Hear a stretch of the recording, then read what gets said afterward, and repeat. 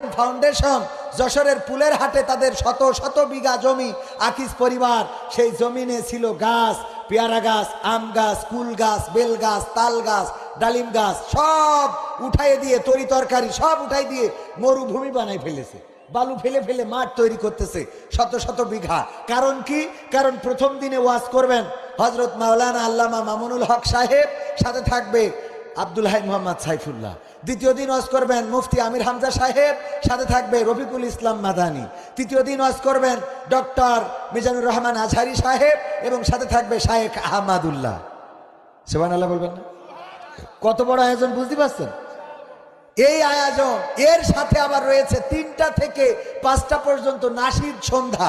সেই নাশিদ সন্ধ্যায় প্রথম দিনে থাকবে বিভিন্ন শিল্পী গোষ্ঠী, তার মধ্যে কলরব আছে, অন্যান্য শিল্পী গোষ্ঠী আছে এবং ব্যক্তি শিল্পী তো আছেই। ওবায়দুল্লাহ তারেক ভাই, মশিউর রহমান ভাই, কবির বিন সামাদ ওই মাহফিল 3 দিন পরিচালনার দায়িত্ব পেয়েছেন আলহামদুলিল্লাহ। এরপরে আমাদের সাইমুম শিল্পী গোষ্ঠী, তরঙ্গ শিল্পী গোষ্ঠী, আমার প্রতিষ্ঠিত ঠিকানা শিল্পী গোষ্ঠী, সব শিল্পী গোষ্ঠী বাংলাদেশে যত আছে, হেভেন টিউন, গাজী আনাস, সব শিল্পীদের একত্রিত করতেছে এই মাহফিলকে কেন্দ্র করে। বিশাল মাহফিল না? এই মাহফিল বাস্তবায়নের জন্য আকিজ ফাউন্ডেশন, আদ্দিন ফাউন্ডেশন তথা আকিজ পরিবার অনেক রকম সিদ্ধান্ত নিচ্ছেন। তার মধ্যে ইউটিউবের ক্যামেরা নিয়ে বলেছেন যে আমরা ক্যামেরাকে সীমিত করে দেব, কারণ সামনে যখন হাজার হাজার ক্যামেরা বসায় তখন শ্রোতাদের মাহফিল শুনতে দেখতে কষ্ট হয়ে যায়।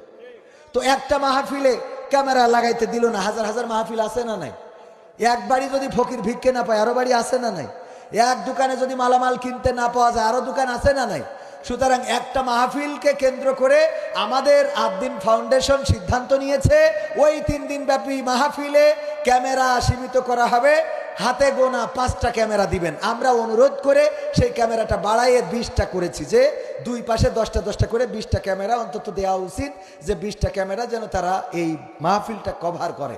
হঠাৎ করে দেখলাম অনলাইনে আমাদের ভাইয়েরা সমালোচনা করছে যে কবির বিন সামাদ তার পরিকল্পনায় এখানে ক্যামেরা সীমিত করা হয়েছে। আমি পরিকল্পনা আকিজ পরিবার আমার কথা শোনালো, বরং আমি তো উনাদের কথা শুনে বসে থাকি। যদি বলে বসে থাকি, যদি বলে কান ধরি। ঠিক না বেঠিক? বড় লোকদের কথার বাইরে যাওয়া যায়? আর আমার প্রথম জীবনের গাড়িটাও দিয়েছে আকিজ পরিবার মাহফিল করার জন্য। সুতরাং সেই পরিবারের কথা শোনার দরকার আছে না নাই? এই জন্য বলবো যে এই মাহফিল নিয়ে যে ষড়যন্ত্র এবং যে কথাবার্তা হচ্ছে এগুলো বলে লাভ নাই।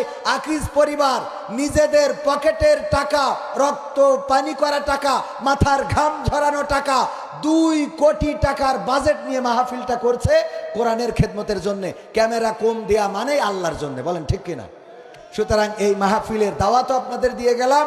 আর যারা সমালোচনা করছেন আপনাদের হাতে পায়ে ধরে বলি, মিডিয়ার বিপক্ষে আমি নই, ইউটিউবের বিপক্ষে আমি নই, বরং আমার মাহফিলে যত ইউটিউবাররা আসে, অন্য মাহফিলে আমি ইউটিউবারদের চেষ্টা করি তাদেরকে খেদমত করার, তাদেরকে খাওয়ানোর, তাদের পকেট খরচ দেওয়ার, যে অন্তত এরা কষ্ট করে রাতের পর রাত দিনের পর দিন পরিশ্রম করে মাহফিল ধরে বেড়ায় দিন প্রচারের স্বার্থে। বলেন ঠিক না বেঠিক?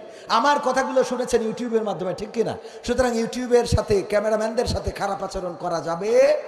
যারা মনে করেন যে আমাদের ত্রুটি আছে, আসলে